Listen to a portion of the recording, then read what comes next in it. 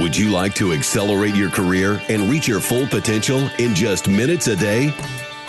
Welcome to the LEADx Show with New York Times best-selling author and Inc. 500 entrepreneur, Kevin Kruse.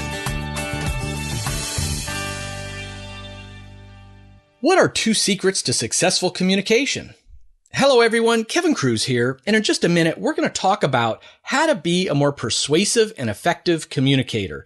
But first, congratulations on being a lifelong learner and being proactive with your career. Regardless of when you're listening to the LEADx Show, you know that it's helping you to stand out and get ahead. Tell your friends at work, LEADx is the smartest way to start your day. Today's 1-minute career tip is see something, say something. It's all about giving feedback. Most managers withhold feedback, the good feedback and the constructive criticism, because they're either too busy to notice the good stuff going on, or, which is often in my case, I'm conflict avoidant. I'm afraid I'm going to bum people out, make them feel bad, or I think they're going to, fight back against my feedback. Once, though, I saw data that showed that people are more engaged than average if they get positive or negative feedback, constructive criticism. The only thing that can decrease engagement is no feedback. They say the opposite of love isn't hate, it's indifference. So don't withhold your feedback. Don't hold on to it until that annual review that's still 6 months away. Do it in private, but like the USA's TSA signs say, if you see something, say something. And by the way, no reason why you can't give positive feedback to your peers or even to your boss.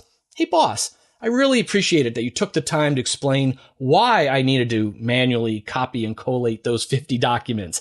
Wasn't super challenging work, but at least I can now see how valuable it is to the organization. If you see something, say something.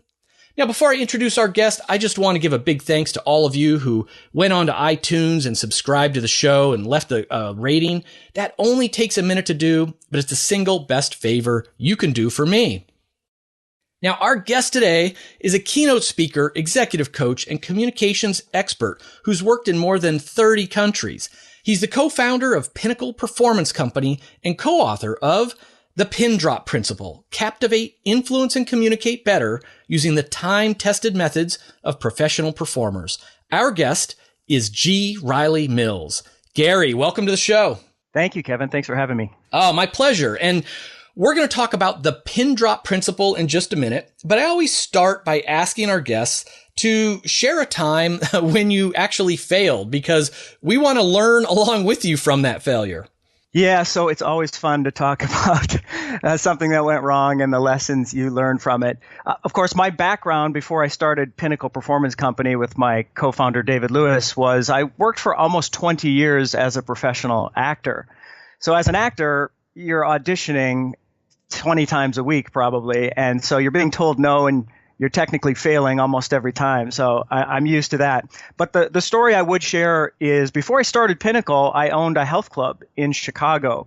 And it was a great place where I learned marketing and customer service and how to deal with people and drive business.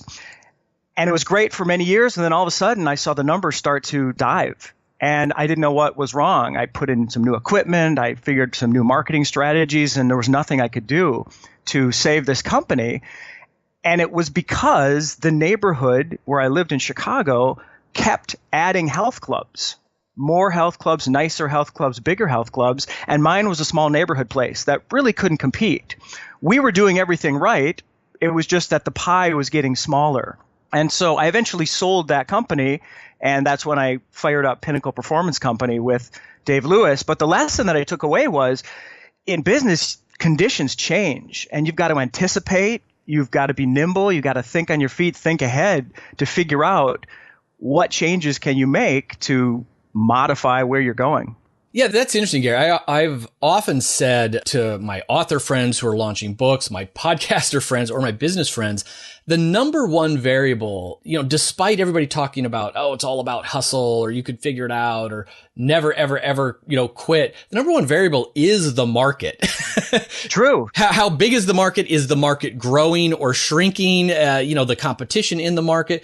And so I think this is a great story for you to share. But let me ask a follow-up. Yeah. You will hear hear those entrepreneurs out there with all their little Instagram posts like never, ever, ever, ever fail. So how do you know when you should just persevere a little bit longer because maybe success is right around the corner? Or, you know what? This is when I need to cut the losses here and reinvent or pivot. It's a great question. I think it's head and heart, right? Your head and your heart and your gut. In that instance, for me, my heart was, I don't want to be the one turning off the lights. I don't want to be the one watching this place go down. And I don't see, because I've tried everything I can, how I can get it back to where it needs to go. So I'm looking forward to, I'm going to start something new. I'm going to take all the skills that I learned in this job, and I'm going to take them to whatever's next. And I started the process of moving away from that, selling that business, starting a new business, which thankfully worked out pretty well. Brilliant. I love that. Head and heart. And Gary, your book is, again, the pin drop principle. And as you said, you come at the topic of communication from being a professional actor. So what do you see as the connection between acting and communicating as a leader?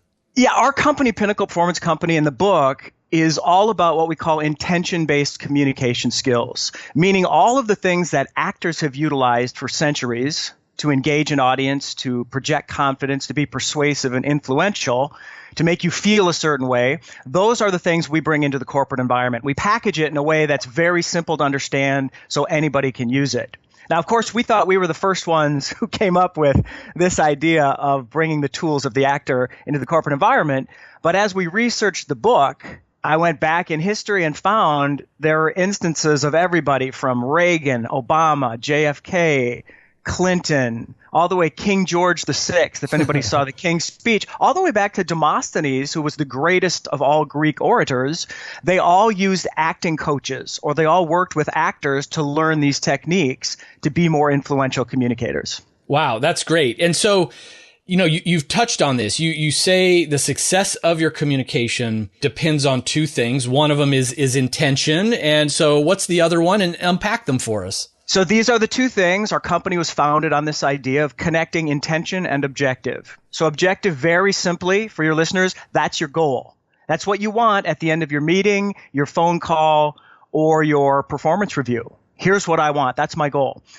Your intention is not the same thing. Your intention is going to be a one-word verb that's going to inform your delivery and help you accomplish that objective. So if your objective is to get your folks to show up on time and not come in late, that's your objective. Your intention is going to be a one-word verb, such as, I'm going to reprimand them. I'm going to challenge them. I'm going to frighten them. I'm going to inspire them. Any of those you could utilize depending on how you want them to feel at the end of your communication. So this is always the one-word intention is always the feeling you're trying to instill. Exactly. I want to challenge you. I want to motivate you. I want to reassure you. If you're a client and I've made a mistake, I want to reassure you that this mistake won't happen again. And if I choose reassure, it's going to inform my delivery, which means my voice, gestures, body language, word choices all have to be aligned and congruent so that the person I'm talking to knows exactly what I want them to know and feel. Now, this is great, and I'm jotting notes like crazy down. Gary, this is really good stuff. And listeners, what just triggered for me on this, I probably have already said it on the show a few times. It's the emotions that count. And I think now I'm a, type A driver, kind of intellectual robot kind of guy. So it took me a lot of years before I realized how important emotions are. I mean, it's certainly not how I lead. And in fact, in sales, as an example, I could remember, for probably all through my 20s, I would think that I could just win the deal by presenting hard ROI and having a strategically superior solution. I just thought I could win from the argument, and I often didn't win. And someone told me, and at first I rejected, he said, people buy for emotional reasons, but they justify it with the logical reasons. You need to sell with emotion. You move them emotionally. And at first I rejected it, Gary. I was so dumb. Right. And then in my 30s, as I got better, I'm like, oh, you know what? It's like emotion is as important as the logic and all that. By the time I was in my 40s, I'm like, it's almost all emotion. So right. Whether you're selling $1 million project or, like I said, trying to sell your boss to give you that big assignment or whatever it is, it's really, if you want someone to take action, to decide, to act at all, you have to reach them on an emotional level. So I love this. What's your goal? What's your objective? And then what's the intention? What feeling are you trying to instill in others? Wow, just awesome. Influence emotion to motivate action. That's what we talk about through our trainings, through our coaching. Say that again, Gary. Influence emotion to motivate action. Influence emotion to motivate action. Dang, that's awesome right there. And again, going back to the election that just happened, whether you like Donald Trump, don't like Donald Trump, whether you like Hillary Clinton, don't like Hillary Clinton, which candidate influenced emotion and motivated action, got their people out there? That was the person who ended up winning. Yeah, absolutely. I was sort of predicting how that election was going to go even, several weeks before, because that's what I thought was, okay, which side's more motivated to show up? Whether right. It's going to be a rainy day or whatever kind of day it's going to be, which side has got that motivation? And now it looks like that's starting to turn, right? That's starting to turn. If you see some of the polling and you see the emotions at some of these town halls now, it seems like that's starting to pivot. So it'll be interesting to see how that happens in the next election. Whoever is the candidate, can they influence emotion and motivate action the way Trump just did? Yeah, absolutely. Absolutely. So, Gary, you say, communication is one of the best ways to increase employee engagement. And that's my world. Like I'm all about employee engagement, love employee engagement. And our own research, it was 10 million people in 150 countries showed that, communication was like a top 4 driver. But tell me, why do you think that? And how can, frontline leaders, frontline managers sort of activate engagement through communication? Yeah, communication is key. We've all seen the studies that lay out the number one reason people give for leaving a job is not the pay, it's not the workload, it's not the benefits, it's poor relationship with the boss. Mm-hmm. I can't deal with that manager. And just recently I've seen studies, 71% of people surveyed feel their managers don't communicate effectively to them. 65% want more feedback. They're dying for feedback that they're not getting. So I think for employee engagement, communication is key, and a lot of managers take it for granted that they're communicating just fine or doing what they need to do. I think 4 things I'd recommend. You got to solicit feedback from your people to keep them engaged. How's it going? What do you need? What can I do for you? You got to give feedback in a timely manner, right? So that they can take it in, they can process it, and they can improve. Don't give them feedback after it's too late. I think the third thing is I'd say show appreciation, which means giving them some attention. If they need to be rewarded for something great, praise them. If they've done something that deserves praise, give them credit. And then I think the fourth thing is people like to be empowered. So give them wings, explore things, and be creative. People like to work with you. They don't like to work for you if they have the option. Yeah, give them that option. That would be a key. I love that. So, Gary, before we wrap up, I always like to challenge our listeners to get like 1% better every single day, just a little bit better. So challenge us, give us something that we can do today to improve our communication skills. Here's one thing very simple. This is the 3-step process called the Pinnacle method that we've won awards for. That is the foundation of our book. 3 quick steps that every single one of your listeners can use in their conference calls, in their meetings, in their presentations, in their performance reviews. Here they are really quickly. Number 1, analyze your audience. Who are they? What benefit can you provide to them? What questions might they ask? How do they feel about you? What do they know? What do they not know? You have to start by analyzing your audience. Second thing, understand how you want them to feel and what you want them to do as a result of hearing your message. So you've got to understand that, because that gives you an objective. And then the third thing is modify your delivery, and that's your intention. That means you're going to change your word choices, your vocal dynamics, your gestures, your movement, your facial expressions, depending on how you want them to feel and what you want them to do, so that your communication is aligned, so that the arrow is hitting the bullseye, and you're going to get what you want at the end. Fantastic. And I love how specific. I mean, this is step by step what we can do today. Gary, I want to thank you for coming on to the LEADx show. And will you tell our listeners how they can find out more about you and your work? Absolutely. You can go to www.pinper.com. That is the Pinnacle Performance Company website. Fantastic. Friends, you've just been mentored by communication guru G. Riley Mills. Don't forget you can get the links and notes from this interview over at LEADx.org. And you can get Gary's book from Amazon.com or your favorite bookstore. And while that's it for today's episode of the LEADx Show, don't forget to download our free ebook, Richard Branson's 7 Secrets to Leadership, at LEADx.org/Branson.